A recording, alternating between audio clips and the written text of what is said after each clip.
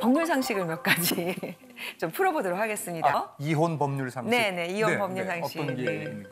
첫 번째는 자동이혼이라는 제도가 우리나라에 있다고 생각하시는 분들이 있어요. 자동이혼이란 말은 무슨 말이신 것 같아요? 특히 별거가 오래되면 자동이혼이 된다. 뭐 3년간 별거하면 자동이혼이 된다라고 하거든요.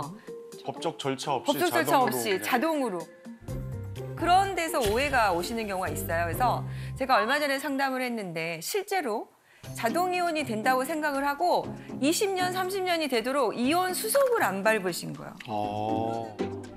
이 어머님이 재산이 상당히 있으셨어. 그러다가 갑자기 사망을 했어요. 남편과 절차를 정리 안 하다 보니까 그 정말 미운 배우자가 상속권을 가져간 케이스가 있었어요. 그래서 우리나라엔 자동이혼이라는 제도가 없고요. 다만 이제 3년 이상 완전히 생사불명이 되는 경우. 실종 신고할 정도로. 그걸로 이혼 사유를 삼아서 이혼 청구를 할 수가 있고, 그런데 집을 나간 이후에 어딘가는 살아는 있는데 그냥 내가 안 찾을 뿐이야. 이럴 경우에는 이제 아기의 유기라고 해서 경제적으로 뭐 생활비도 되지 않고 부양을 전혀 하지 않는다라는 사유로 해서 이제 이혼 청구를 할 수가 있습니다. 공시송달이라는 절차로 비교적 매우 간단하게 이혼 절차를 밟을 수 있으니까 갑자기 뜻하지 않는 상속을 해야 되는 일이 발생하거나 뭐 채무를 부담하는 일이 발생하거나 이런 걸 좀 막으실 수 있을 것 같습니다. 그럼 선생님, 그 뭐 요즘에는 이제 그 불륜죄가 폐지가 됐잖아요. 아, 네네. 간통죄가 폐지된 이후에 그래서 이제는 불륜을 해도 된다. 라고 생각하시는 분들이 많고 나는 그러면 아무런 나의 이런 상처나 피해에 대해서 배상받지 못하나? 라고 생각하시는데 절대 그렇지 않습니다. 그것도 이제 굉장히 많이 있는 오해 중에 하나인데요. 간통죄로 폐지된 거는 형사법이 폐지된 거예요. 부부 사이에 있는 민법상의 정조 의무 자체가 없어진 건 아니거든요. 그래서 형사처벌은 되지 않지만 민사상 문제 제기를 해서 이혼 사유로 삼는다거나 또 위자료 청구를 한다거나 이건 가능하고요. 많이들 알고 계시나요? 그 상간녀, 상간남 상대로 하는 위자료 청구, 그게 가능합니다. 그렇군요. 그러니까 우리나라의 그 이혼 방법은 협의 이혼, 네. 그다음에 이제 그 재판에 의한 재판상 이혼, 두 이혼. 가지가 실질적으로 네. 이혼할 수 있는 창구군요. 네. 예. 혹여 잘 못 알고 있었던 이혼 상식에 대해서 알아봤는데 어떻게 보면은 저는 이제 우주라는 표현을 하는데요. 그 우주가 각자 30년 내지는 그보다 더 각자의 삶의 궤도를 돌다가 갑자기 만났는데 저는 갈등이 없다는 것이 오히려 이상합니다. 아마 이제 안 싸운다는 건 뭐냐면 지금은 너무 좋으니까 뭐 쉽게 양보해주고 이해해 주려고 하는 거죠. 그런데 좀만 있어봐라. 좀만 있어봐라. 결혼이라는 거는 사실 현실이라서 현실적인 문제들이 발생을 합니다. 우리나라가 이혼율이 굉장히 높다는 거 여러분들 알고 계시죠? 뭐 아시아에서 1위다 이런 거 보면 좀 가슴이 아프기도 한데 어떻게 보면은 이것이 우리의 현실이어서 이런 현실을 잘 좀 해결해 나가면 좋겠다 또 그렇게도 생각을 해봅니다. 최근 이혼 법정에서 여러 가지 이제 핫 이슈가 있는데요. 오늘 5가지 키워드를 좀 준비를 했어요. 2020년 신문사에서 설문조사를 했는데 기혼 남성의 41.3%가 외도를 한 경험이 있다라고 얘기를 하고 정의 경우에도 24.4% 정도가 그런 경험이 있다고 얘기를 했어요. 그러면은 기혼자 중에서 3명 중에 1명 정도는 외도를 한 경험이 있다 이렇게 볼 수 있는데 사실은 이제 이 외도 문제가 갈수록 진짜 많은가 봐요. 그래서 뭐 인터넷 카페 같은 데서 이런 것들을 얘기하는 것들이 굉장히 많이 만들어지고 있다는 뉴스 들어보셨을 거예요. 거기에 화제가 된 은어들이 좀 있더라고요. 오늘 초성 퀴즈를 마련해 봤는데 한번 맞춰보실까요? 자, 이건 무슨 뜻일까요? 감시. 감시 떴다 피해라 막 이럴 때 쓰는. 네. 검사. 휴대폰 검사? 오늘 검사 당했다? 검사 당했어. 네. 또 이건 뭘까요? 기역, 니은, 미음, 이응. 네. 겁나 미워. 겁나 미워. 겁나 미워. 네. 계속 한번 해볼까요? 3번째. 진짜 어려운데? 아, 뒤에가 커플이구나. 구구 커플. 구구는 뭐예요? 구구. 닭살 커플. 구구. 금기 커플. 금기 커플. 겁나 미워 금기 커플. 네. 말 된다 그죠? 겁나 미워 금기 커플. 네. 마지막 대망의 네 번째입니다. 지지리. 지지리. 지지리. 네. 그죠? 찌질이. 찌질이. 찌질이를 좀 이렇게 약하게 해서 지지리. 이거 정답을 한번 공개해 볼까요? 오! 아, 이게 줄임말이구나. 이혼 여성. 금지된 사람, 귀여운 남성, 미운 지남미요. 남자, 귀여운 남성, 귀여운 네. 이런 것들을 사용하면서 그 안에서 자기들끼리 서로 이렇게 정보를 공유를 한대요. 거기가 카페가 5만 명이 이상의 카페도 있다고요. 근데 그게 뭐 카페가 하나가 아니라 여러 가지가 되고 있다고 하니까요. 그런데 이 카페에 가입을 하려면 내가 불륜을 하고 있다는 것을 인증을 해야 돼. 와, 정회원이 말도 돼서 안 돼. 거기 들어가서 이렇게 은어를 가지고 대화를 나눌 수가 있는 거죠. 그만큼 교묘하게 어디 가면은 들키지 않고 만날 수 있느냐. 그다음에 내가 들킬 뻔했을 때 배우자에게 어떤 핑계를 대면 것이냐 이렇게 서로 이렇게 정보를 공유하고 있다고 합니다. 네. 치밀하다. 어떨 경우에 정말 중요한 키워드가 나온 것 같아요. 비밀. 배우자에게 말할 수 없는 게 생기는 것부터가 문제다. 네. 그래서 화제가 된 키워드를 좀 준비를 했어요. 바로 정서적 외도. 좀 들어보셨나요? 정서적인 외도? 정서적 정서적 외도? 최근에 이제 오피스 와이프, 오피스 허즈번드 때문에 이혼이 더 늘어났다고 하고 비슷한 상담들이 좀 많이 있어요. 뭐 남사친, 여사친 이 경계를 이제 넘나드는 관계가 참 문제인데 실제로 제가 이제 상담을 한 케이스 중에 하나였는데요. 남편이 들어오질 않아서 음식물 쓰레기를 두고 나갔어요. 그런데 남편이 바로 밑에서 전화를 받고 있는 거예요. 아, 뭐 걱정하지 말아라. 내가 내일 도와줄게. 괜찮아, 괜찮아. 잘 자. 나한테는 한 번도 그런 말 해준 적이 없는 남편인데. 그래서 이제 누구냐? 그랬더니 당신이 아는 그 사람 직장 동료 누군데? 에이?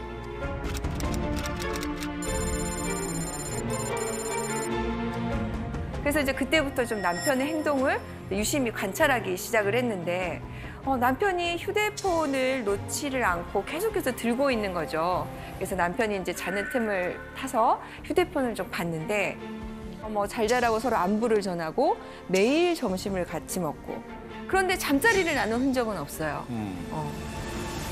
특이했던 거는 그 여성분이 운전면허를 막 따니까 운전 연수도 시켜주고. 네. 외도네. 외도다. 그래서 남편한테 이게 뭐냐 그랬더니 아 이런 거 가지고 왜 화를 내느냐 직장에서 친하게 지내다 보면 이 정도는 해줄 수 있지 아 그리고 나한테 좀 가르쳐 달라고 하길래 내가 좀 가르쳐 줬다 그리고 이분은 나하고만 이렇게 친하게 지내는 게 아니라 다른 사람하고 다 친하게 지내는 사람이다 근데 보니까 성격이 되게 좋아서 사실 좀 그런 것 같기도 해 그런데 우리 남편하고 너무 많은 대화를 나누는 거죠 그래서 부인이 여기에 대해서 이제 이런 관계를 좀 정리해달라. 이렇게 친하게 안 지냈으면 좋겠다고 요청을 했습니다. 그런데 남편의 반응은 오히려 화를 내면서 부인을 의부증으로 모는 거죠. 그래서 이혼 소송을 제기할까라고 이제 고민을 하고 상담을 오신 거였어. 자, 이렇게 이혼 청구를 한다면 이혼 사유가 될 수 있을까요? 사회적인 관계에 이르지 않으면 이 경우에는 이혼 사유가 되지 않는다라고 생각을 하는데 실제로 지금 가정법원에서 부정행위라고 했을 때는 훨씬 넓게 봐요. 그래서 야심한 시각에 갑자기 서로 하트를 주고받는다. 아무 말 없이. 네. 그리고 잘 자? 자고 있어? 이렇게 야심한 시각에 한다. 그러면 이것만으로도 넓게 봐서 부정행위다라고 지금 법원이 보고 있습니다. 서로 일을 돕다 보면 또 친밀한 관계가 되고 또 배우자하고 나눌 수 없는 얘기를 나눌 수 있는 관계가 또 되기도 하죠. 그런데 정말 중요한 문제는 배우자가 싫어할 것 같아서 얘기를 안 하다가 비밀이 생기기 시작하는 경우 결정적으로 배우자가 이 관계를 정리하라고 했는데 그거를 정리하지 못하는 경우 이건 이혼 사유가 될 수 있다고 생각을 합니다. 그래서 이에 대해서 조금 오해가 없으셨으면 좋겠고요. 이런 일이 생기면 배우자에게 단호하게 나는 이런 게 싫다. 나는 이것을 안 했으면 좋겠다. 이 관계는 정리했으면 좋겠다. 라고 저는 얘기를 해주셨으면 좋겠습니다. 근데 이제 문제는 아까 제가 말씀드린 사례에서 휴대폰을 몰래 보는 게 문제예요. 그죠? 네, 많이들 알고 계시지만 배우자의 경우에도 비밀번호를 공유하지 않은 상태에서 들어가서 보는 것은 개인정보법 위반이고요. 비밀침해죄가 됩니다. 그래서 정말 이게 뭔가 있는 것 같은데 어떻게 하면 좋을지 해가지고 가끔 이제 저희가 상담해 오시는 분들 보면 탐정업체, 뭐 흥신소 업체, 조사 업체를 좀 소개해 주실 수 없냐 막 이렇게 많이 문의를 해 오세요. 그런데 이게 지금 개인정보를 침해하고 이렇게 뒤따라다니고 하는 것은 전부 다 불법입니다. 그리고 현재 법원에서는 위법하게 수집한 증거는 채택을 하지 않으려고 해요. 네. 그리고 또 비용도 굉장히 비싸요. 하루에 30만 원에서 뭐 많게는 80만 원까지 가고요. 또 이런 게 이제 하루 이틀에 밝혀지는 게 아니니까 자꾸 정보를 못 구한다고 해서 기간을 연장시키는 거죠. 그래서 실제로 한 달에 한 3천만 원 정도 쓰신 분을 봤어요. 그리고 또 내가 지금 의뢰를 받았는데 당신이 돈을 2배로 주면 내가 이거를 안 하겠다. 라고 하는 거를 제가 실제로 상담 중에 그런 문자 받는 걸 봤거든요. 그래서 이쪽으로 괜히 좀 힘을 안 쓰셨으면 좋겠고요. 그러면은 어떻게 알게 되냐 이런 것들 고민하시거든요. 그렇죠. 그 배우자의 외도 징후를 찾아낼 수 있는 방법 네. 없을까요? 그러게요. 네. 그런데 제가 이제 보니까 아무래도 이제 일상을 같이 하다 보니까 평소와 다른 행태는 눈에 보입니다. 제일 첫 번째가 뭘까요? 우리 사례에서 남편이 핸드폰을 놓지 않는 거예요. 화장실 갈 때도 가져가고 베개 밑에 두고 자고. 그리고 패턴을 자꾸 바꾸고. 그게 뭐예요? 그 핸드폰이 바로 판도라의 상자. 그래서 이거를 펀도라의 상자라고 하더라고요. 또 두 번째도 뭐가 있을까요? 특이점이?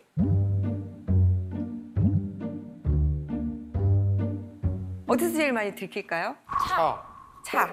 딩동댕. 네. 내비게이션 목적지 검색 이런 거. 네. 그래서 쭉 보면 어디를 다녀왔는지 알게 되죠. 차 얘기하니까요. 네. 블루투스로 통화를 하잖아요. 네네. 웬만한 제조사의 차들이 외부로 다 소리가 들립니다.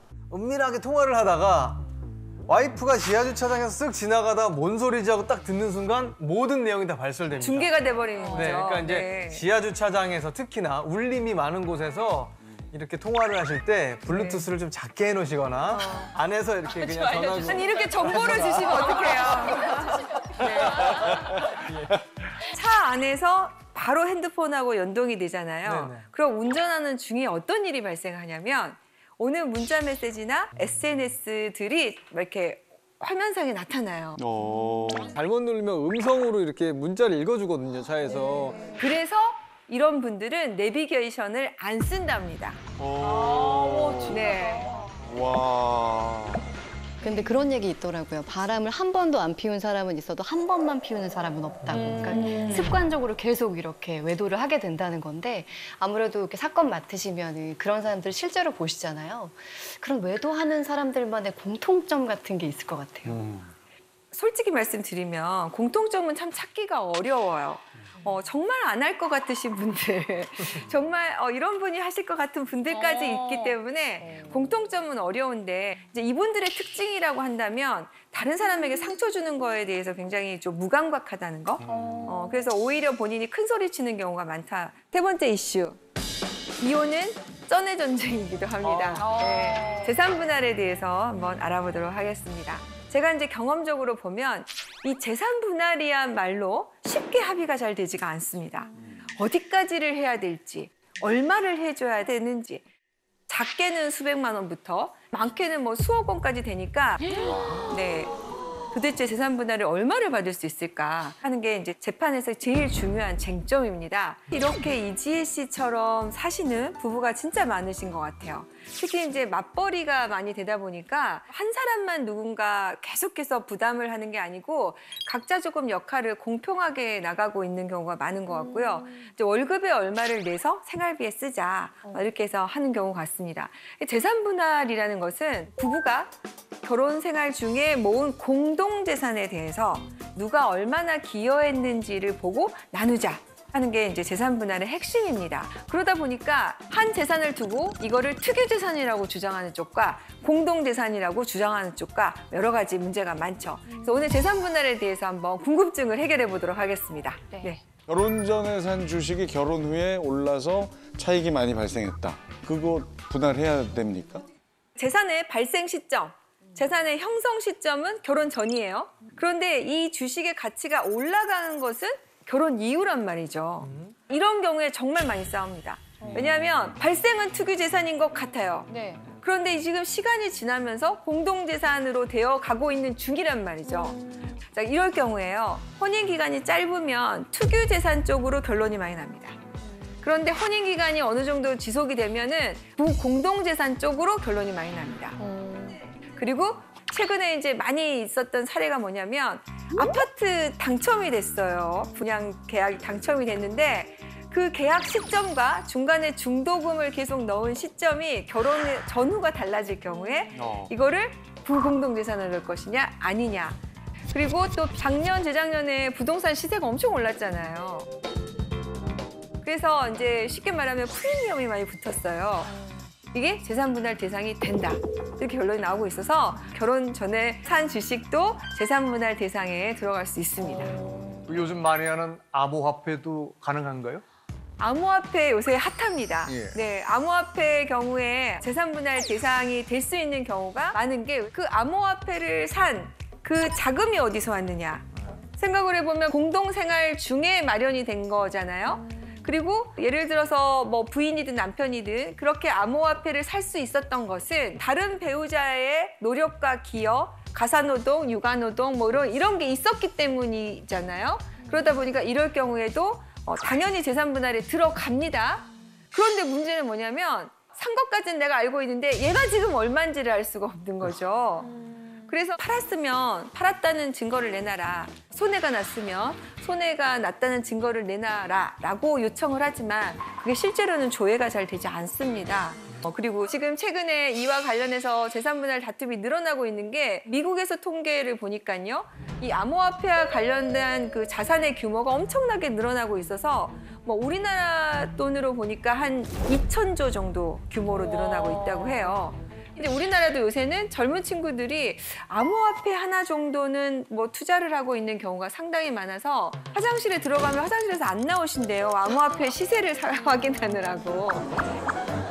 이렇게 이제 지하 경제로 들어가서 추적하기 어려운 재산들이 규모를 측정하기가 어려워서 그게 문제이지 분할 대상에는 다 들어가고 있습니다. 그러면 혹시 그 암보험 같은 것도 재산 분할이 가능한가요? 뭐 예를 들어서 유방암에 걸려가지고 내가 수천만 원의 돈을 받았어요. 근데 이거 지금 내가 남편 때문에 아파가지고 스트레스 받아서 나온 암보험인데 이걸 재산 분할해야 되느냐.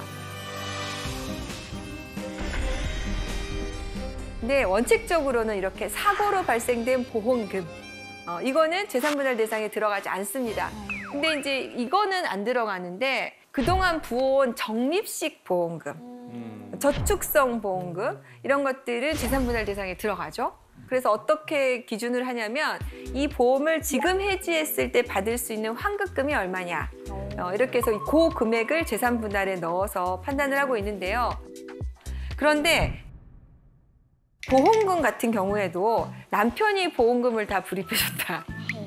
그러면은 그게 재산 분할 대상에 또 예외적으로 들어갈 수 있는 경우는 있습니다. 네. 자, 그 중에서도 재산 분할 대상에 들어가지 않는 게 있습니다. 최근에 좀 이슈가 됐는데요. 어떤 게 있을까요, 혹시?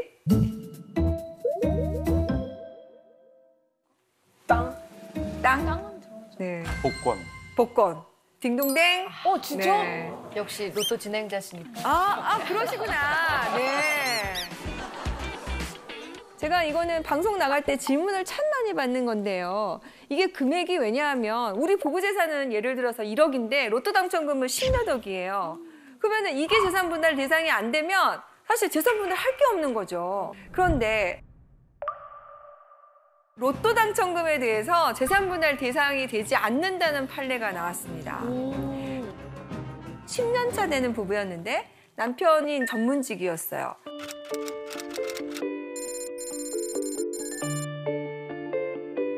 남편이 자기가 갖고 있는 돈으로 로또를 샀는데 진짜 당첨이 된 거예요. 무려 20억 원. 무려 20억 원. 근데 이 부부는 남편이 전문직이지만 실제로 두 사람의 재산은 별로 없어요. 근데 이제 부인이 남편이 이제 20억 원 되니까 와 나도 한번 좀 명품 시계도 사보고 싶고 그죠? 20억이나 됐는데 여보 이렇게 좋은 일이 생겼는데 나 이런 거 하나 사주면 안 돼 했는데 남편이 안 되라고 거절을 한 거죠. 이건 내 돈이야. 내가 해서 산 거야. 그리고 그 돈을 전부 다 주식을 사버리고 그 이후에 일절 부인한테는 얘기도 안 하는 거예요. 알려고 하지 말아라. 그러다 보니까 이제 이게 갈등이 되고 해서 이혼 소송에 이르게 됐습니다. 그래서 쟁점이 된 게 이 로또 당첨금이 그리고 로또 당첨금으로 산 주식이 재산분할 대상이 되느냐였는데 어떤 판례가 나왔냐면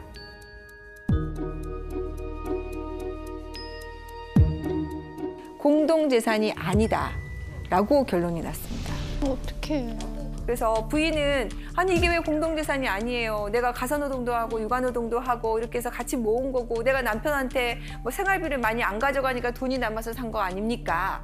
라고 해서 공동재산이라고 주장을 했지만 그 부분을 받아들여지지 않아서 로또 당첨금에 대해서는 원칙적으로 재산분할 대상이 안 된다라고 판례가 났습니다. 아내 입장에선 너무 억울할 것 그죠? 같아요. 네. 어떻게 보면은 그 로또 당첨금이 수십억 원이 되면서 남편은 사실 본인이 하고 싶은 것들을 다 하고 다니는데 이 배우자는 아무것도 할 수가 없고 더군다나 재산 분할까지 안 된다고 하니까 네, 안타까울 수밖에 없는데 최근에 되게 이슈가 됐던 핫한 드라마에서도 비슷한 상황이 나왔잖아요. 네. 그러니까 뭔가 당첨이 되자마자 이혼을 바로 하려고 했던 남편인데 전혀 받을 방법이 없어요. 그러면 그런 경우. 그래서 이럴 경우는 로또 당첨했을 때 그 번호 적잖아요. 네네. 그런데 내가 그 번호를 남편한테 알려줬어. 같이 의논을 했어. 사러 가는데 내가 심부름을 갔다 왔어.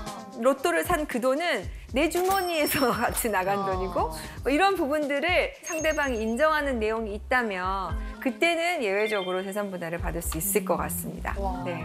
재산분할도 재판 사항 중에 하나여서 입증하는 게 굉장히 중요해서 증거가 없으면 그걸 입증하기 어려우니까요. 혹시 당첨되신 분들 중에서 그런 거 기여하신 분이 있으면 반드시 상대방이 인정하는 거 문자나 뭐 녹음으로 남겨주시면 좋을 것 같습니다. 네, 이혼에 대해서 쭉 이제 아이까지 얘기 나왔는데요. 자, 마지막 황혼이혼에 대해서 얘기를 좀 해보도록 하겠습니다. 황혼이혼의 기준이 20년 기준입니다. 이제 은퇴를 앞두고 계시는 분들, 베이비 부머 세대에서 황혼이혼이 급증하고 있어요. 1년에 약 3만 9천여 건, 네, 역대 최다를 기록하고 있습니다. 그리고 30년 이상 혼인한 분들도 헤어지는 경우가 1만 6천여 건이 된다고 합니다. 그래서 황혼이혼이 지금 전체 이혼의 40% 정도 이루고 있다고 해요. 왜 이렇게 황혼이혼이 늘어나고 있을까요? 참고 살다가. 참고 살다가. 더 네. 이제 남은 생을 행복하고 싶어서. 네. 이제 자식 때문에 살기는 싫다. 네. 뭐 이런 마음이지 않을까요? 근데 이 상황은 예전에도 비슷했을 거예요. 그런데 요즘 급증하는 이유는 100세 시대이기 때문에. 그렇죠. 네. 오래 사니까. 다 정답이신 것 같아요. 황혼이혼과 관련해서 가장 큰 거는 가족 관계에 대해서 인식이 바뀐 부분. 그러니까 옛날에는 이 가족을 유지하기 위해서는 내 인생은 없어도 된다. 이렇게 생각을 하고 가부장적인 여러 가지 그 각자의 역할만 그냥 하면 된다. 남편은 그냥 돈 벌고 부인은 그냥 이렇게 애들 키우고 그다음에 남은 인생은 대충 살다가 곧 죽으면 된다. 뭐이 정도로 혼인 생활을 봤는데 지금은 그게 아니라 이 혼인 자체도 공평해야 되고 각자 역할을 서로 나눠야 되고 가장 행복한 것은 친구 같은 배우자여야 된다. 그래서 우리 서정석 씨 얘기한 것처럼 수명이 늘어나다 보니까 남아있는 시간이 제가 지금 52이거든요. 그러면 제가 앞으로 제 남편과 70년을 앞으로 더 살아야 되는 그래서 정말 심각한 고민이 아닐 수가 없죠. 행복하지 않으세요? 네? 행복하지 않으세요? 아, 네. 제가 안 행복하다고 얘기한 적이 없고 네. 정말 고민이 된다 이런 거죠. 네네. 그러다 보니까 자녀들이 이제 성장을 하면 이제는 내 삶의 중심이 어딘가 내가 누군가와 같이 노후를 보내야 되느냐 이런 것들 고민하시거든요. 그런데 이제 황혼이혼을 딱 하려고 보면 가장 부딪히는 것이 상대 배우자의 결혼을 바라보는 태도입니다.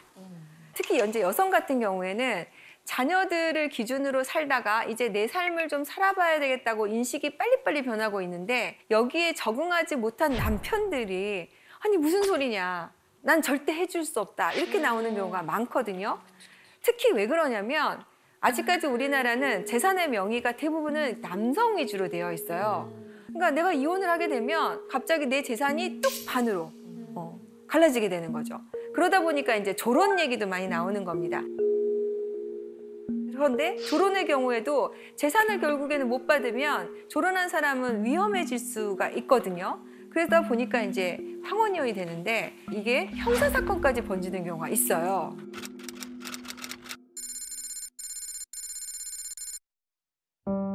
어떤 부인이 이제 결혼 기간 내내 폭행을 당하고 뭐 이러다 30년이 지났습니다. 벌써 가정폭력으로 뭐 신고된 거는 수차례고. 그래서 이젠 참을 수가 없어서 드디어 이혼을 해야 되겠다고 해서 딸하고 미리 얘기를 해서 이제 딸 집으로 옮겼어요. 그리고 이혼 소송을 시작을 했는데 이 남편분이 절대 이혼을 안 해준다는 거예요. 그래서 소송이 계속해서 지연이 됩니다. 그러니까 이 부인은 내 주머니에 생계도 힘들고 돈도 없이 이혼 청구를 하니까 남편은 뭐 계속 비웃는 거죠. 네가 할 테면 해봐라. 네가 할 수 있겠냐? 절대 안 된다. 나는 이 소송을 무덤에 갈 때까지 끌 것이다. 네가 받아갈 수 있으면 해봐라. 라고 매일 그러는 거예요. 부인이 정말 도저히 참다 못해서 흉기를 들고 찾아가서 남편을 살해 시도를 하는 일이 발생을 했습니다.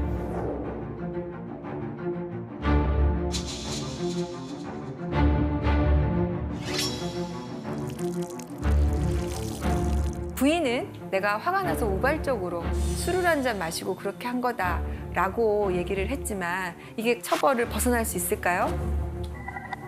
네, 없겠죠. 네. 아무리 그동안에 그 고통받은 세월이 있다 하더라도 그것이 형사처벌을 면할 수 있는 사례는 될 수가 없습니다. 실제로 이제 수사를 해봤더니 정말 우발적이거나 술을 마셔서 한 게 아니라 급소를 검색했다던가 뭐 흉기를 어떻게 살 수 있는 거를 검색했다던가 당시에 이제 이미 어느 정도 치밀하게 계획을 세우고 집으로 들어가는 CCTV 회로를 보니까 매우 멀쩡한 상태에서 들어간 것이 인정이 돼서 실형 6년을 선고를 받았습니다. 대부분의 가정폭력 사건의 끝은 살인사건으로 끝난다는 얘기가 있어요. 그만큼 가정폭력의 상황이 굉장히 심각합니다. 사실 이혼이라는 것을 누가 권장할 만한 것은 아니죠. 하지만 이런 상태에 빠져서 그걸 못하고 또 다른 가정폭력의 비극으로 나가기 전에 본인이 현명한 판단을 하셨으면 좋겠습니다. 네. 아침에 일어나면 새소리 듣고 깨시는 분들 계시죠? 네. 이 새들이 노래를 하는 이유는 뭐냐면 일종의 경쟁이에요. 송버드라고 그래서 암컷을 부르기 위해서 새 소리를 내고 하는 그런 새들이 있는데 어떤 새가 어려운 노래를 하잖아요. 그러면 그거에 대항하는 건 뭐냐면 어려운 노래를 내가 따라해요. 근데 이게 굉장히 합리적인 게요. 그 수컷들이 직접 지네들끼리 싸워봐요. 그렇게 되면 상처 입고 결국에 암컷한테 선택도 못 받겠죠. 그렇지만 이렇게 말로 싸우게 되면, 노래로 싸우게 되면 몸에 상처를 안 입고 건강을 유지할 수가 있잖아요. 그래서 암컷한테 이렇게 비교를 해봐요. 예를 들면 문천식 새는 굉장히 노래를 잘 따라해요. 그리고 재환이 새는 노래를 잘 못 따라해요. 그래서 그 소리만 들려주고 암컷이 선택을 하고 하면은 문천식 새, 잘 따라하는 수컷을, 머리 좋은 수컷을 선택을 하게 되는 거죠. 그게 능력으로 이어지니까. 근데 까다롭게도 유명한 뿔론병아리의 예를 보여드리겠는데요. 이게 지금 암컷과 수컷이 서로 구애하는 장면이에요.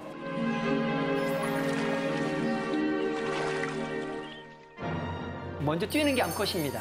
암컷이 이렇게 신기하다. 네, 무리를 뛰어가게 됩니다. 싱크로나이징도 하는 것 같아, 그치? 너무 귀엽다. 그래서 이 뿔론병아리는 잠수성 오리이기 때문에 다리가 엉덩이 끝에 달려 있어요. 그래서 이렇게 무리를 이렇게 뛸 수가 있습니다. 너무 귀엽다. 그리고 이 암컷이 이렇게 무리를 뛰어가다가 수컷이 따라가잖아요. 근데 어느 순간에 이게 또 각도를 팍 틉니다. 네, 그러면 또 수컷도 따라가야 돼요. 그래서 이 뿔론병아리가 수컷을 고르는 3단계가 있는데요. 첫 번째 단계가 뭐냐면은 이 지구력 테스트죠. 물 위로 이렇게 쫙 뛰어갈 때 얼마나 잘 따라오는지. 이게 너무 떨어지면 탈락이에요. 그래서 잘 간격을 맞춰서 따라가야 되고요. 까다롭구나. 어느 순간에 근데 각도를 팍 틀어요. 그러고 이제 가는 거죠. 근데 그냥 지나가면 탈락이에요. 왜 그럴까요? 왜 이 지구력과 꺾어지에서 이렇게 하는 순발력을 테스트를 할까요? 뿔년병아리는요, 부부가 함께 공동 육아를 해요. 그래서 아빠가 먹이를 가져오는 동안에 엄마가 아기를 보고, 아빠가 아기를 보는 동안에 엄마가 나가서 먹이 활동을 하는데요. 만약 천적이 나타났을 때, 그러니까 매나 이런 천적이 나타났을 때 아빠는 물 위를 뛰어야 돼요. 나 잡아봐라 하는 거죠. 네, 그래서 둥지와 새끼를 보호하는데 잘 뛰어야 되겠죠. 부모의 능력이. 네, 그렇기 때문에 지구력이 좋아야 돼요. 트는 건 뭘까요? 매가 잡아야 되는데 피해야 되겠죠, 그죠? 아무리 잘 뛰어도 잡아먹히면 소용없죠. 돌아와야죠, 그죠? 돌아온 남편이 좋은 남편입니다. 그런데 여기서 끝이 아니에요. 세 번째로 테스트하는 게 뭐냐면 딱 멈추잖아요. 그 다음에 들어가서 거의 1, 2분 내에 물고기를 잡아야 돼요. 너무 늦으면 나와보면 이미 암컷은 없어요. 그런데 능력만 중요한 게 아니라 외모도 물론 중요합니다. 암컷이 대칭인 수컷을 좋아하는데요. 어렸을 때 혹은 시골에 제비 보면 제비 수컷이 날아갈 때 쫙 피고 날아갑니다. 자기의 대칭성을 이렇게 자랑을 하는 거죠. 그래서 거미도 마찬가지고, 그건 무슨 뜻이냐면은 건강하게 잘 발달을 했다. 기능이 정상이라는 거를 이렇게 외모를 보고 판단을 하는 거죠. 사람의 경우도 이 남자 얼굴인데요. 이쪽은 비대칭이고 이쪽은 대칭으로 가죠. 그리고 여성분들한테 설문조사를 하게 되면 뭐 당연히 약간 대칭성이 강한 사진들이 좀 더 매력적이다. 이렇게 얘기를 합니다. 그리고 이건 물고기 경우인데 물고기도 예외가 없죠. 보시면 이렇게 빨갛게 이쁜 색깔을 나는 수컷을 좋아하는데요. 빨간 색소는 본인이 직접 내는 게 아니라 뭘 먹었느냐에 따라서 달라집니다. 그래서 옆에 보면은 이게 굉장히 영양가가 있는 그런 음식인데, 식물인데요. 이걸 먹으면 이 색깔을 많이 내요. 그만큼 이 수컷이 영양 관리를 잘했다는 거죠. 그래서 우리가 영양 관리도 잘하고 맛있는 걸 먹게 되면은 근육이 늘어나고 복근이 생기고 그렇게 해서 이제 더 여성이 그거를 선호하게 되는 거죠. 그렇다면 과연 번식을 위해서라면 꼭 사랑이 필요할까? 많은 동물의 얘들이 번식만을 위해서는 꼭 사랑이 필요 없다. 뭐 이런 많은 증거들이 있습니다. 이제 그 중에 한 가지가 물속에 사는 굉장히 작은 벌레인데요. 요즘 희한하죠. 눈이 없어요. 서로 못 봅니다. 얘네들이 교미하는 방법을 제가 보여드릴게요. 뭐냐면은 이 수컷이 가서 손가락으로 암컷 앞에서 이렇게 흔들죠. 그러면 암컷이 가만히 있다가 먹을 게 왔다고 생각을 해요. 그래서 그걸 잡아먹으려고 벌떡 일어납니다. 일어나는 순간에 그 밑에다가 이렇게 정자를 밀어넣는 거예요. 그러면 먹을 거 잡으려고 일어났는데 아무 일도 없네. 그리고 다시 앉으면은 그럼 이제 교미가 이루어져가지고 수정이 되는 거죠. 정말 낭만이라고 전혀 없는. 여기에 무슨 사랑이 있고 무슨 감정이 있습니까? 그렇지만 번식은 잘 하거든요. 지금까지도 살아나고 있는 거죠. 이거는 좀 더 결정적인 증거인데요. 사마귀의 교미 장면인데요. 네. 뭔가 이상하죠? 머리가. 역시 대단하십니다. 네. 지금 수컷에 머리가 없죠? 네. 이 머리가 어디 갔냐면 거꾸로 돼 있나? 암컷이 드셨어요. 암컷이 드셨어요. 머리. 그 왜 그러겠어요? 사실은 보면 수컷은 되게 작잖아요. 암컷은 되게 크고 수컷도 아마도 내가 잡아먹힐 걸 아나 봐요. 그래서 이 수컷이 암컷한테 접근할 때 바로 가지 않고 이리 갔다가 저리 갔다가 막 굉장히 조심스럽게 이렇게 움직입니다. 조심성을 만들어내는 게 바로 머릿속에 있는 뇌죠. 그래서 이 수컷 사마귀의 뇌가 조심스럽게 이렇게 계속 이렇게 피하게 하는 거야. 그래서 기회가 됐을 때 얼른 이제 올라갔는데 그 순간에 이 암컷이 그 걱정 근심 가득한 뇌를 먹어버리는 거죠. 그렇게 되면 이제 교미가 잘 됩니다. 머리가 없는데도. 예, 사마귀는 머리가 없어도 한두 시간 정도는 살아서 이렇게 걸어 다닙니다. 그거는 이제 혈관 구조가 곤충과 다른 포유류랑 다르기 때문에 그런 건데요. 여기 남성분들 솔직히 자기가 좋아하는 여성에게 쉽게 접근할 수 있습니까? 첫사랑의 경험을 돌이켜보세요. 주저주저 해요. 주저주저 하죠. 그래서 맨날 하는 게 뭐예요? 그걸 술을 먹거나 이제 그런 상태에서 취중 진담을 하는 거죠. 아무한테 접근하면 안 되고 신중하게 접근해라 하는 기능들이 전두엽에 관여를 합니다. 이마에 있는 부위인데요. 술을 먹게 되면은 그 알코올이 전두엽 기능을 약화시키는 역할을 해요. 그렇기 때문에 뇌가 없어진 상태가 되는 거죠. 네, 그래서 사랑을 자신 있게 고백을 하는 그런 거죠. 그러니까 이런 거를 보면 단순히 번식만을 위해서 사랑이라는 감정 그리고 거기에 관련된 우리의 좋은 기억들 그런 것들이 필요할까 그 의문을 제시하게 되는 거죠. 그래서 실제로 많은 동물들이 사실은 이렇게 가정을 이루지는 않아요. 대부분 그냥 교미를 하고 이렇게 헤어지고 결혼 제도와 비슷한 게 없는데 어떤 동물들은 이제 가정을 형성하는 동물들이 있어요. 그래서 보시면 백조 같은 경우에 이런 계통들을 보면은 부부가 한번 연을 맺으면 이제 평생 같이 가는 두루미 같은 경우도 마찬가지고요. 신기한 건 한 가지는 오래 가는 부부 동물들을 보면은 생긴 게 비슷하게 생겼어요. 서로? 네, 서로. 잘 사는 부부들 보면 얼굴이 굉장히 닮는다고 그러잖아요. 네. 마찬가지로 동물들이 어떤 게 암컷인지 구별이 안 돼. 저도 모르겠어요. 어떤 게 암컷인지 수컷인지. 네, 이런 경우에 보통 이제 일부 일처제인 경우가 많고요. 이거는 알겠죠? 뭐가 수컷인지. 화려한 것들이 보면 일부 다처제. 암컷이 되게 많아요. 주변에. 그래서 보시면 오리 종류인데요. 이게 암컷입니다. 암컷이 화려하죠. 그렇죠?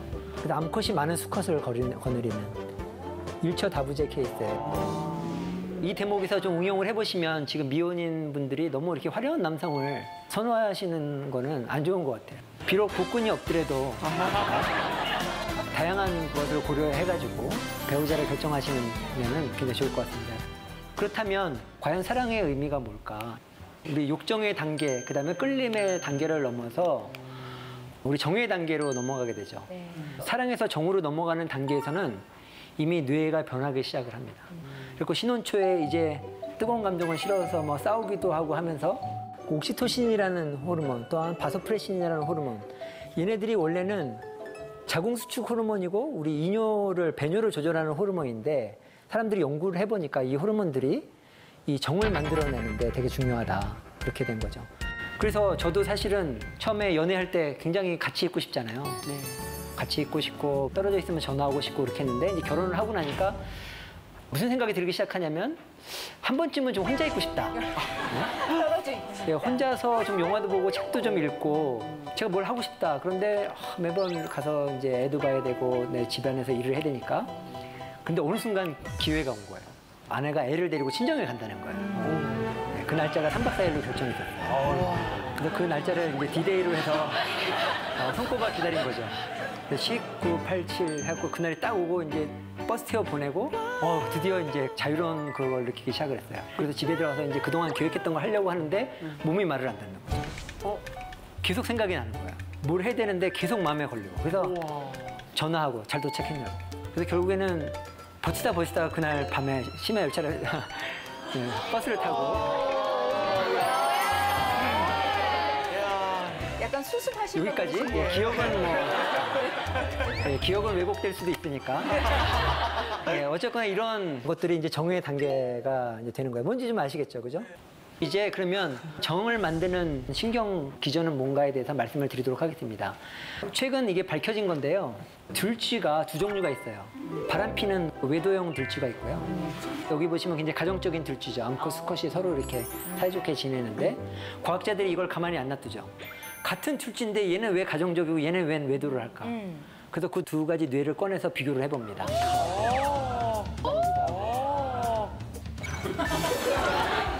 어떻게 얘기할까요? 꺼낸 게 좀 자극적인가요? 제 직업이기 때문에 어떻게 해서 과학자들은 뭔가를 이제 꺼내서 이렇게 봐야 되니까. 그래서 그 두 뇌를 비교를 합니다. 비교를 해가지고 드디어 원인 물질을 찾아내게 돼요. 이 뇌를 이렇게 자른 단면인데요. 보시면 아래쪽에 까만 점 같은 게 보이시죠? 네. 그게 뭐냐면 배측 창백이라는 그런 뇌 부위예요. 특수 뇌 부위인데요. 시상하부에. 거기에 바소프레신 리셉터가 굉장히 수용체가 많이 발현이 됩니다. 아까 바소프레신이 굉장히 그 정을 만드는 데 중요하다고 그랬죠? 이 바소프레신 신호를 받는 그런 유전자가 굉장히 이 가정적인 생쥐에 많이 발현을 하고 있었던 거예요. 그래서 과학자들이 또 실험을 했어요. 그러면 바소프레신 수용체를 외도하고 바람피는 생쥐의 뇌에 넣어서 유전자를 발현시켜줘 본 거예요. 그랬더니 이 쥐가 그래프에서 보는 것처럼 가정적으로 변했어요. 그래서 과학에서 그 인과관계를 밝히게 된 거죠. 그래서 사람한테 적용할 수 있겠습니까? 없겠습니까? 있어요?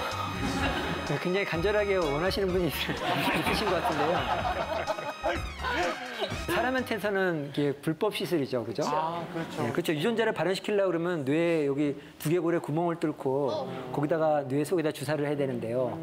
있었으면 불티나게 팔리시죠. 이게 엑스레이나 MRI 같은 거 촬영하면 저렇게 나오기는 하나요? 저런? 그러게. 굉장히 좋은 질문인데요. 아직 사람한테서는 저 외도하는 사람과 가정적인 남자와 그 두 가지를 비교해 본 경우는 없습니다. 아마 사람한테서도 그걸 볼 수 있다 그러면 굉장히 좋을 것 같습니다. 예. 유전이요. 다들 외도 이야기에 예, 다들 너무 발끈하신 것 같아요. 관심이.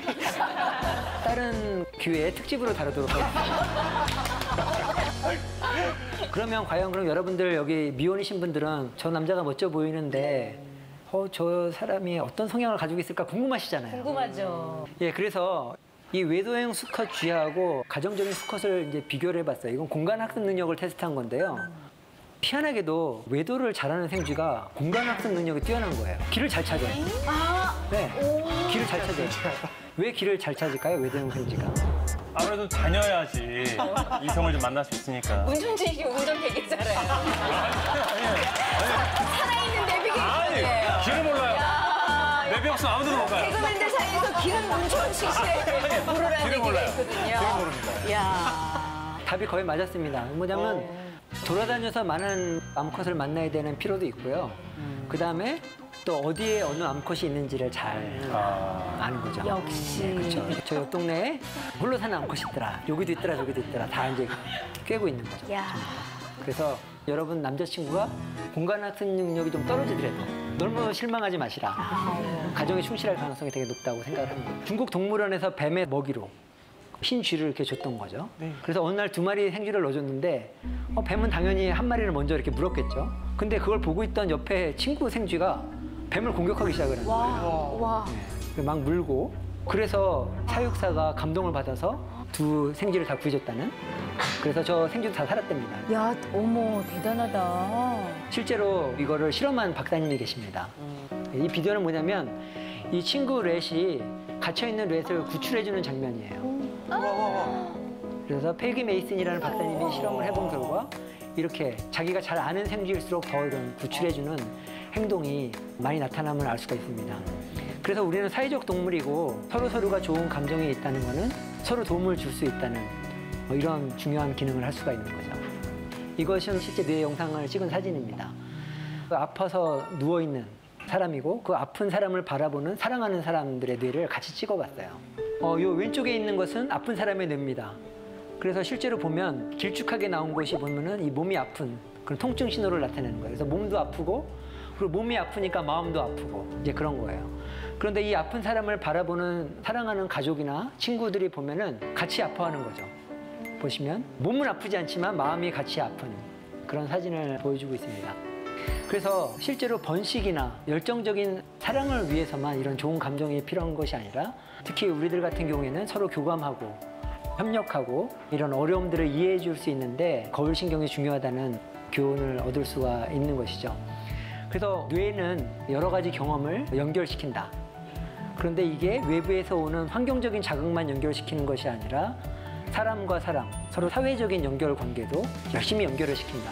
그리고 그것들이 어떤 번식을 넘어서 사회적 동물이 더욱더 생존과 번식에 유리하게끔 그리고 인간 사회에서는 더욱더 인간답게 하게끔 하는 기능을 한다는 것을 알 수가 있겠습니다.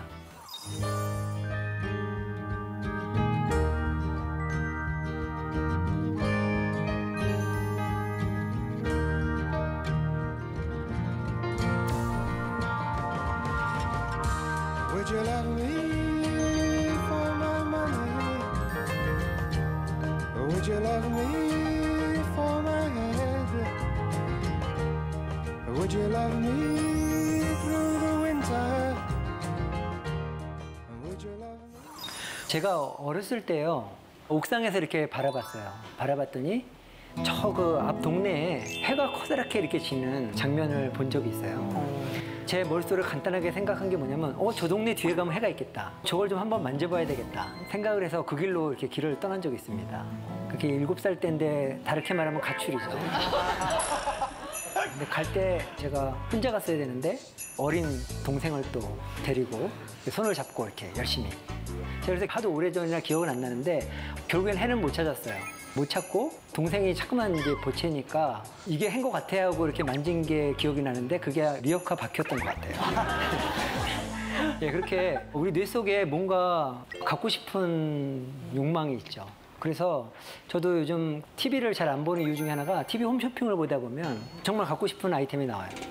저런 걸 주문하면 안 되겠지 생각을 하는데 프레젠테이션을 너무 잘하시고 그 시계가 자꾸만 가고 있고 이게 마지막 기회라고 하고 그래서 이제 전화를 걸어서 주문을 하게 되죠.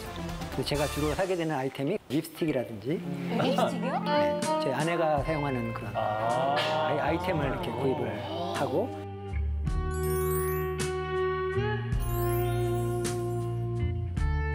저희 아내는 반품을 하고 저희 아내는 반품을 하고 그렇게 됩니다. 그래서 오늘 이렇게 우리 뇌에 있는 지름신 회로 왜 이렇게 우리가 재물에 대해서 탐욕을 갖게 되는가에 대해서 말씀을 드리도록 하겠습니다. 이 내용의 일부는 제가 세계경제포럼에서도 발표한 내용이기도 합니다. 와. 예, 이 그림이 뭐죠? 성경에 나와 있는 아담과 이브의 유명한 이야기죠. 저 선악과가 이렇게 매달려 있는데 절대로 그걸 먹으면 안 된다고 죽는다고 얘기를 했는데 이브의 마음속에 보기도 좋고 만지고 싶은 마음이 이렇게 끌어오른 거죠. 그래서 결국에 선악과를 잡아서 맛도 남편한테도 주고 그래서 같이 망하는 그런 슬픈 이야기인데 결국에 선악과 아이템으로 인해서 생성된 거죠. 만일에 저거를 갖고 싶은 욕망이 애당초부터 없었다면 이런 일은 안 일어났겠죠. 그래서 우리 신경회로에 뭔지도 모르는 그런 새로운 물건을 갖고 싶은 욕구가 있다는 거예요. 그래서 보면 저게 아이언맨인데요. 아이언맨 보면은 제가 지금 집에 있는 건데 눈에 불이 나고 가슴에도 불이 나오는 그런 아이템이에요. 사실은 굉장히 공부를 열심히 하게 하는 방법 중에 하나가 제가 이제 비싼 저 아이언맨을 다 들고 들어오게 되면 아들이 숙제를 하기 시작을 해요. 저 아이템을 갖기 위해서. 그런데 저런 아이템을 보고 갖고 싶은 욕망이 많은 그런 동물들에서 나타납니다.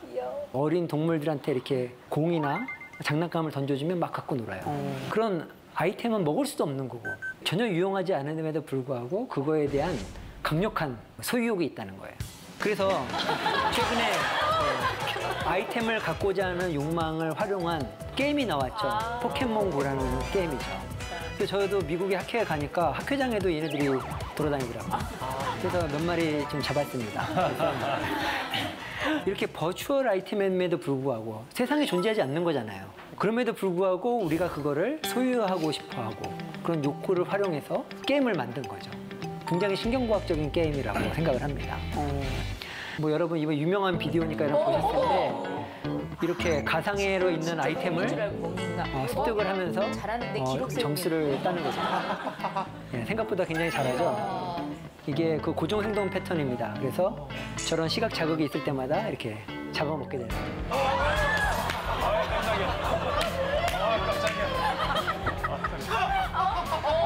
버추얼 아이템이 없어지고 리얼 아이템이 나타나니까 얘가 또 반응을 하게 되고 쉽게 말하면 뭐예요? 이 전 시간에 봤을 때 이게 패턴 뭐가 안 되는 거죠? 그렇죠. 패턴 분리. 아이템을 좋아하는 욕구가 있어서 이게 패턴 분리가 안 되는 거예요. 계속 잡아먹는 그런 에너지 소모하는 행동을 하게 되는 거죠. 그래서 3차원 아이템 이런 것을 좋아하는 그런 회로가 사람들이 다 갖고 있습니다. 서양화, 특히 그 초상화의 발달 과정을 보면요. 왼쪽에 있는 것부터 오래된 초상화입니다. 제일 끝으로 가면 입체적인 느낌이 점점 더 살아나죠, 그죠? 아마도 초상화를 주문하는 사람들이 이런 그림들을 3차원 입체감이 나는 그림들을 점점 더 좋아하게 됐겠죠. 그래서 제가 생각한 가설 중에 하나는 아마도 우리 뇌 신경회로에 이런 3차원성을 좋아하는 그런 회로가 있지 않을까. 그래서 많은 것들이 이제 3차원화가 되는 거죠. 3차원 영화도 나오고 3D 영화가 많이 나오게 되는 거죠. 그리고 현대 미술의 거장이죠. 앤디 워홀 같은 현대 미술의 거장은 뭐라고 얘기했죠? 모든 사물, 우리 주변에 있는 모든 사물이 액자에만 넣으면 예술 작품이 된다. 이렇게 얘기를 하셨죠. 그래서 옛날에는 열심히 그림 그리고 예술 작품을 만들려고 노력을 했는데 이제는 변기를 엎어놓은 것도 작품이 될 수가 있고 캔 뚜껑도 그 자체로 작품이 될 수가 있는 거죠. 이게 신경과학적으로 굉장히 의미가 있는 사건이라고 생각합니다. 우리 뇌에는 어떤 3차원 물체든지 거기서 아름다움을 발견하고 그걸 갖고 싶은 욕망을 만들어내게 되는 뭐 그렇게 되는 것이죠. 그래서 똑같은 그림이라도 2차원 그림인데요. 이걸 갖다가 이렇게 뒤집으면 3차원 그림을 봤을 때 뭔가 우리가 새로운 느낌을 갖게 되죠. 그거는 뭐냐면 우리 뇌에 뭔가 3차원 자극을 볼 때마다 갖고 싶은 감정 그런 것들을 갖게 되는 그런 실험이 되겠습니다. 그러면 왜 우리를 포함한 사람을 포함한 동물들이 이런 3차원 아이템에 관심을 갖게 될까요? 첫 번째 이유는 아마도 이런 걸 것 같아요. 많은 먹을 것들이 3차원이에요. 여러분 2차원 라면 드셔본 적 있어요? 라면 다 3차원이죠, 그죠? 네, 사과도 그렇고 모든 먹을 것들이 3차원입니다. 그래서 3차원 물체들을 많이 이렇게 관심을 갖고 만져보다 보면 그중에 먹을 것들을 발견할 확률이 높아지겠죠. 네, 그래서 먹이 활동을 할 때 굉장히 중요한 기능을 하게 됩니다. 그래서 많은 동물들이 3차원 물체 중에서 먹을 수 있는 물체를 봤을 때 특히 많이 이렇게 가져오려고 그러죠. 이걸 두 글자를 뭐라 그래요? 욕심. 근데 보면은 이게 자기가 먹을 만큼만 가져오는 거가 아니라 먹을 거보다 더 많이 가져오게 되죠. 근데 이게 사람뿐만 아니라 많은 동물에서 나타나는데 욕심이라고 나쁘게만 볼 게 아닙니다. 왜냐하면 자연계에는 먹을 게 항상 흔하지 않아요. 있을 때 많이 먹어야 돼요. 그래서 지방으로 축적해내야 되고. 그래서 아까 비만 문제도 이렇게 생기시고 하는 건데, 뱃살. 우리가 이 욕심은 어디서부터 오느냐? 이런 아이템을 굉장히 많이 소유하고 싶은 마음이 강한 그런 느낌이 사실 우리 생존에 도움이 될 수 있다는 거예요. 예를 들면 먹을 게 많은데 먹을 것만 먹고 배부르면 가만 놔뒀다고 생각해 보십시오. 나중에 먹을 게 이제 사라졌을 때 굶어 죽을 확률이 높아지겠죠. 그래서 이런 아이템에 대한 욕심이 생존에 되게 중요하다. 그리고 제가 실험을 해봤어요. 이게 쥐의 위입니다. 그래서 이쪽 쥐는 지금 배고픈 쥐고요. 저쪽 쥐는 배부른 쥐예요. 근데 이쪽 쥐는 이미 배가 불렀음에도 불구하고 동글동글한 요 아이템을 계속 모으고 있죠. 그래서 이게 식탐이라고 얘기할 수도 있고 욕심이라고도 얘기할 수도 있죠. 이렇게 동물들은 배가 불러도 들 수 있으면 많이 배에 채우고 또 나머지도 이렇게 모아서 이렇게 저장해놓고 쌓아놓는 이제 그런 본능이 있습니다. 그리고 두 번째 이유로 이런 아이템 선호도는 어디서 오느냐? 아, 이게 남녀간의 문제로도 이게 비화가 되는데요. 암컷들이 좋아해요. 예를 들면 저 뉴기니에 있는 이 새 같은 경우에는 바오버드라는 새인데요. 쓰레기를 모으는 걸 좋아해요. 쓰레기를요? 네, 쓰레기, 아이템. 무슨 아이템이든지 관계없이 이렇게 둥지 주위에다가 아이템을 모아놓으면 암컷이 이렇게 찾아옵니다. 그 암컷이 이런 쓰레기가 많은 환경을 좋아해요. 왜 그런지 모르겠는데. 귀엽네. 그래서 이게 지금 물건을 물어오는 바우어버드입니다. 그래서 사람들이 이렇게 플라스틱은 전혀 필요가 없는 거잖아요. 이걸 뿌려놔도 이게 다 모은 거예요. 이 수컷새가 새들이.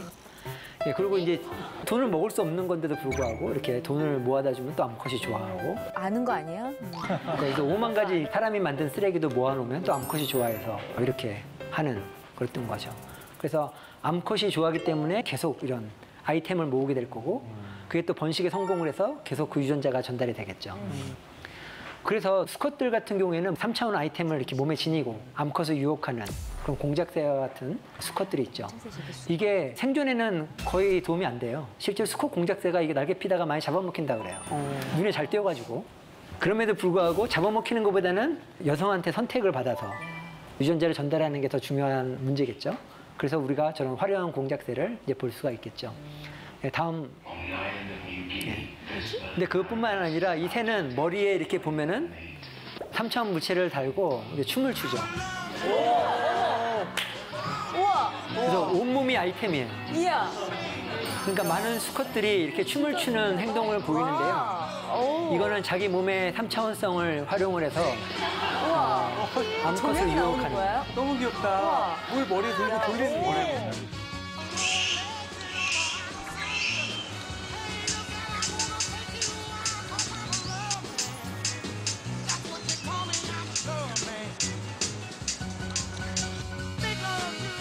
그래서 암컷들이 이렇게 보고 있는 거죠. 얼마나 춤을 잘 추는지.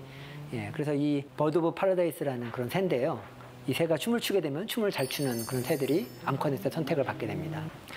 그리고 이거는 사실은 세상에 존재하지 않는 새인데요. 저 위에 달린 흰 깃털은 과학자들이 이렇게 본드로 붙여준 거예요. 근데 희한한 것 중에 하나는 암컷이 저거 없는 새보다 저거 다른 수컷을 좋아해요. 그래요? 저는 참 불만인 게 저거는 자연계에 존재하지 않는 그야말로 외계에선 수컷이잖아요. 근데 저는 수컷을 좋아해요. 이런 반신반의 하시는 것 같은데요. 정말 여성분들 나는 안 그래 이렇게 생각을 하실 것 같아서 제가 한번 예를 보여드릴게요. 예. 장동건 씨인데 잘생겼다. 이 머리의 아이템을 잘 비교를 해보시면 이거 너무했다. 그 외모는 떨어지지 않는데 머리 앞에 아이템이 있고 없고에 따라서 여러분 선호도가 팍 갈리시죠, 그죠? 굉장히 고소영 씨가 중요한 깜짝 포인트 중에 하나입니다. 왜 이렇게 소유욕을 갖게 되는가? 또 한 가지는 경험입니다. 제가 어렸을 때 저희 아버님이 해외에 일을 하러 가셨어요. 제 기억으로는 사우디아라비아였던 것 같아요. 그래서 거기서 노랫바람 부는데 열심히 일을 하시고 저도 아버지를 보고 싶은 마음에 아빠가 빨리 돌아왔으면 좋겠다 그런 소망을 갖고 있는데 아빠가 돌아오진 않으셨지만 저 시계가 저한테 선물로 주어진 거죠. 그래서 그 당시에 저 전자시계는 정말 대박 아이템이었던 거죠. 그래서 이 시계를 차고 있었을 때 제가 얼마나 자랑스럽겠어요. 이 시계는 멀리 있는 우리 아버지가 그럼 다른 친구들은 부럽게 보고 이렇게 차고 다녔어요. 그리고 이제 저희 이제 아버님도 돌아오시고 여전히 저 시계는 저의 자랑이었죠. 그런데 어느 날 저희 아버님이 제 시계를 잠깐 풀으라고 그러시는 거예요. 그래서 풀어드렸더니 저희 아버님이 그 시계를 누구인지 모르겠는데 좀 가난한 친구분이셨거나 아니면 가난한 분한테 드린 거예요. 비용으로 사용하시라고. 그러는 바람에 제가 마음이 어떻겠어요? 시계가 없어졌잖아요. 슬퍼요. 완전 트라우마죠. 그다음부터 제가 시계를 한 번도 찬 적이 없어요. 아 진짜. 그 아이템에 시계라는 게 만약에 그냥 찾다가 뭐 잊어버렸으면은 몰랐을 텐데 그 시계에 담긴 많은 의미들이 있잖아요. 제가 패턴을 완성을 해서 그동안 아버지 없어도 내가 씩씩하게 지킬 수 있는 이유는 저는 아버님이 많은 좋은 선물을 사다 주실 거라는 기대감에 있었고 그게 내 선물이고 보상인데 그게 없어진 거죠. 그래서 이렇게 어떤 아이템이 원래는 의미가 없었는데 우리 경험적으로 새로운 의미를 갖게 되는 경우가 많이 있습니다. 예, 그래서 이거는 카푸친 몽키로 표현한 건데요. 이렇게 돌을 주면은 음식을 줍니다. 근데 처음에 오이를 줬어요. 맛있게 먹었어요. 뭐 사료보다 맛있죠. 근데 옆에 친구한테는 돌을 주면은 더 맛있는 포도를 줍니다. 그러면 이 돌의 가치는 이미 달라진 거예요. 이 원숭이가 아 그렇구나. 이 돌의 가치는 오이가 아니라 포도였어. 근데 또 오이를 줍니다. 그러면 어떻게 되겠어요? 기분이 나쁘죠. 그래서 열받았어, 지금. 화가 나게 되는 거죠. 그래서 원래는 없었던 그런 가치가 생성됨으로써 이 뇌에서 그 오브젝트에 대한 이 3차원 아이템이 이제 고민하는 겁니다. 이번엔 되겠지 하고 믿어봤죠. 근데 또 오히려 줘서 이제는 망연자실하고 드디어 이제 분노를 폭발하게 되는. 그리고 얘는 또 계속 포도를 주고. 그래서 이렇게 3차원 물체로 끝나는 것이 아니라 인간 사회에서는 경제 활동을 통해서 또는 그 사람의 경험을 통해서 아이템의 가치가 바뀌게 됩니다. 제가 이거를 얘기를 하니까 어떤 분은 그래요. 에이, 3차원 가서는 잘못된 것 같아. 왜 그래요? 그랬더니 돈은 2차원인데 사람들 좋아하잖아? 돈을 뿌리면 다 가지려고 하잖아? 그래서 제가 대답을 했어요.